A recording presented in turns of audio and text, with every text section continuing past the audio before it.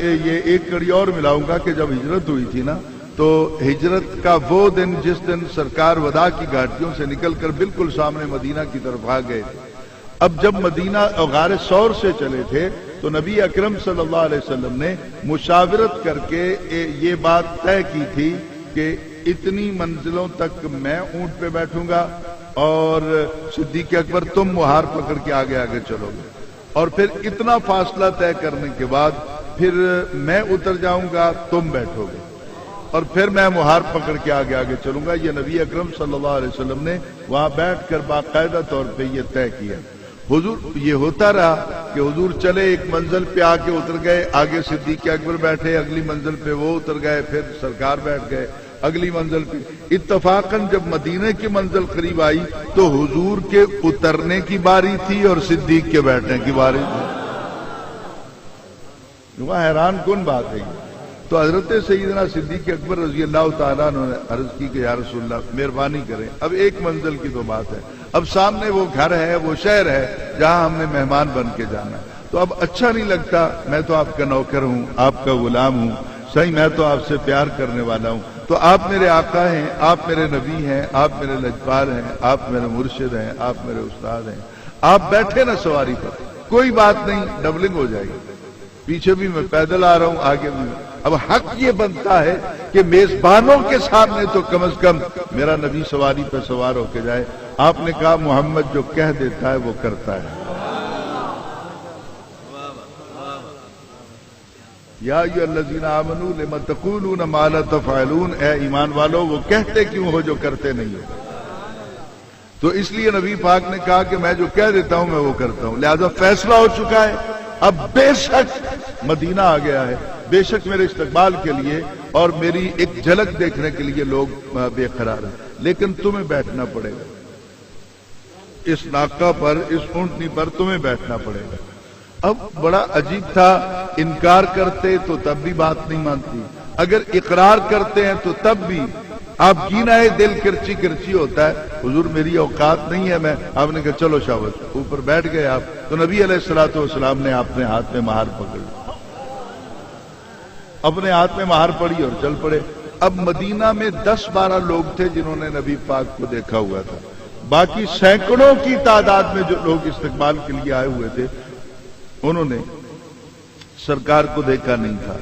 اب وہ بابے جو اس شہر کے رہنے والے تھے, اوس اور خزرج کے قبیلوں کے لوگ جو تھے, وہ بزرگ آگے تھے, تو انہوں نے آپس میں بات کرنی شروع کر دی.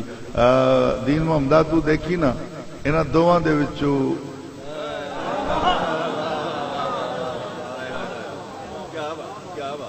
غور کی, میں اب وہ جملہ آگے کہہ نہیں سکتا. میں نے کہا یہ جملہ اپنی زندگی میں کبھی کہا ہوگا کہ دونوں میں دیکھو غلام کون ہے آقا کون ہے, لیکن آج جو حسین ہے وہ مدنی ہے نا, اس کا من نہیں مانتا, میں یہاں تقابل کر نہیں سکتا. تو بابے جو تھے ان کا اس طرح بنا رہے تھے, بابے جو تھے انہوں نے کہا یار تو دیکھ میری نظر نہیں کم کر دی, تو ذرا چنگی طرح ویکھے نا انہاں دوواں دے وچوں او کون ہے جس کی یاد میں راتوں کو بے قرار رہے ہم, جس کا ذکر سن سن کے ہمارے من کے اندر اس کی محبت کی شمع جل چکی ہے, وہ کون ہے؟ تو ایک بابا جی جو وڈیرے تھے انہوں نے کہا یہ سوچنے کی کیا بات ہے, دستور ہے ہمارے شہر کا, ہمارے علاقے کا, خطہ عرب کا, آقا ہی سوار ہوتے ہیں. میں نے کن کو سنا ہے, ایسا صاحب آپ کو, پیر صاحب آپ کو سن, ان کے سوار ہمیشہ آقا ہی سوار ہوتے ہیں.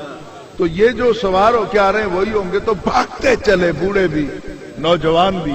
اب بابے جو آگے تھے تو بابے بڑے ہوتے ہیں, گھر کے سربراہ ہوتے ہیں, وہ فیصلہ کر رہے تھے. انہوں نے ایک بابے نے آگے بڑھ کر صدیق اکبر کے پیروں کو چوما.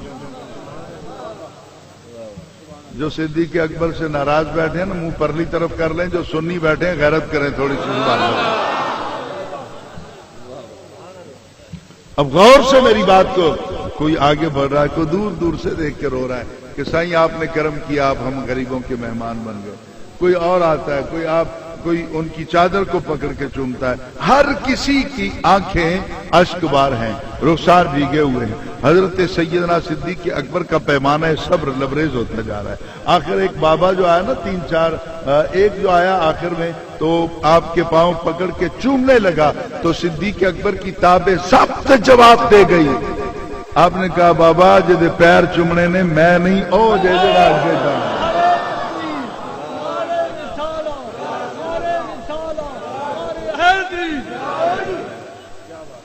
بات سمجھ میں آ رہی ہے جی؟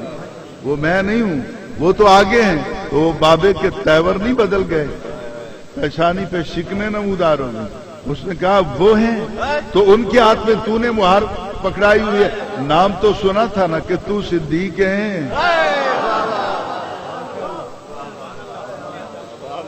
وہ بابے نے اس طرح آواز دی نہیں. صدیق اکبر کو آواز دے کر کہا کہ تم نبی کے ساتھی ہو نا. تو یہ کیا ہمارا دستور تو یہ ہے کہ آقا سوار ہوتے ہیں، غلاموں کے ہاتھ میں مہار ہوتی ہے. تو سیدنا صدیق اکبر رضی اللہ تعالی عنہ کی آنکھوں سے آنسو نکل آئے، بدن کانپ گیا اور رو کے کہا بابا جی آپ کی نظر اصول پہ ٹھہری ہے، میری نظر حکم رسول پہ ٹھہری ہے. میں نے تو سائیں کو راضی کرنا ہے، میں وہ کیا. تو صدیق اکبر یہاں اتر آتے ہیں، حضور سوار ہو جاتے ہیں. بس دیدنی تھا منظر. فصعد الرجال والنساء فوق البيوت وتفرق الغلمان ينادون يا محمد يا رسول اللہ. اٹھاؤ مسلم شریف صفحہ نمبر 419 پر. اگر روایت نہ ہو تو مجھے ممبر سے اتار کر چوراہے میں کھڑا کر کے میری گردن کاٹ دو. اور اگر میں سچ کہتا ہوں اور مسلم شریف میں روایت بھی ہے تو آمد رسول پر. ابھی بھی مزہ نہیں آیا مجھے. یار میں سب سے نہیں کہتا، پیچھے تک جو زہرا کے بابا کے نوکر بیٹھے ہیں نا پتہ چلے کہ نبی کے نوکر بیٹھے ہوئے ہیں اور اپنے جذبات کی ترجمہ.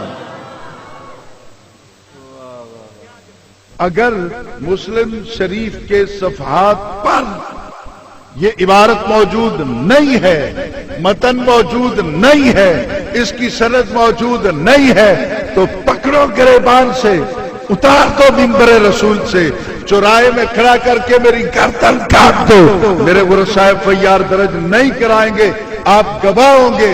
اور اگر میں سچ کہتا ہوں تو جواب دو آمد رسول پر. یا رسول اللہ کے نعرے ہم لگاتے ہیں کہ مدینے والوں نے؟ نعرہ رسالت، جشن آمد مصطفیٰ، جشن آمد مصطفیٰ، جماعت اہل سنت. بات سمجھ آ رہی ہے سر؟ اللہ آپ کا بھلا کرے. آپ نے بہت پذیرائی بخشی، اللہ تعالیٰ آپ کو مزید اس سے زیادہ ذوق عطا فرمائے. اب غور کیجئے ہوا کیا. اب پھر فصائد الرجال، مرد، والنساء، عورتیں.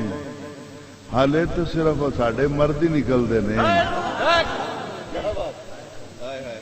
یہ تو مدینہ پاک میں دیکھو نا، وہاں الرجال مرد، والنساء عورتیں، فوق البیوت گھروں کی چھتوں کے اوپر، وتفرق الغلمان نوجوان بچے سارے کے سارے متفرق ہو کر ٹولیوں کی صورت میں، جلوس کی صورت میں. مولانا ڈنکے کی چوٹ پہ کہتے ہیں ساڈا جڑا مذہب ہے نا او وے جڑا مدینے والے آلیاں دا ہے. تے مدینے والے مذہب وے کہ آمد رسول دے موقع تے یا رسول اللہ دے نعرے بھی لاؤ، گھروں بھی سارے باہر نکلو، بازار چاہو، جلوس بھی ہوئے اور خوشی کے ساتھ جذبوں کو ہوا دیتے ہوئے یا رسول اللہ کے نعرے لگا کر دنیا کو پیغام دو. یہ کوئی عام آنے والا نہیں، آمنہ کا لال آ رہا ہے.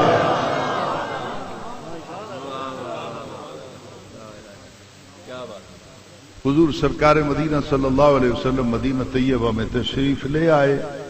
अब मदीना तैयबा में जैसे ही पहुंचे तो एक शख्स आगे बढ़ा, उसने मुहार पकड़नी चाहिए और सरकार से पूछा कि हुजूर मुझे ये बता दें किस तरफ जाना है। मैं लेके चलता हूं, ये जानवर है ना?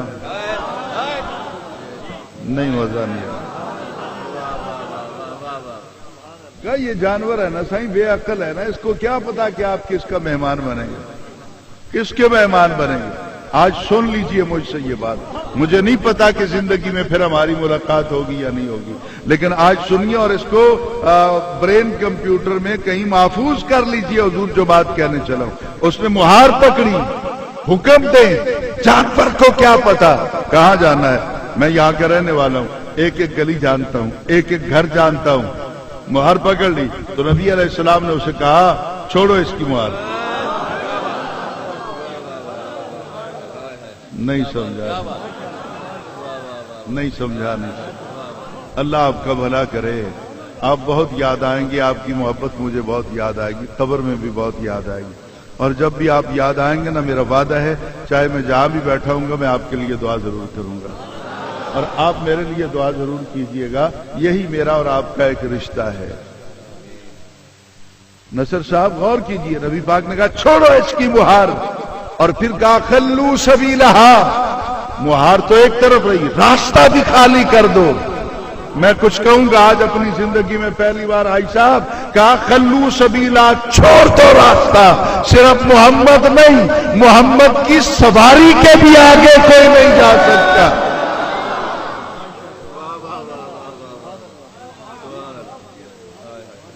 तू क्या जाने जो मंसूब इलर रसूल हो जाते हैं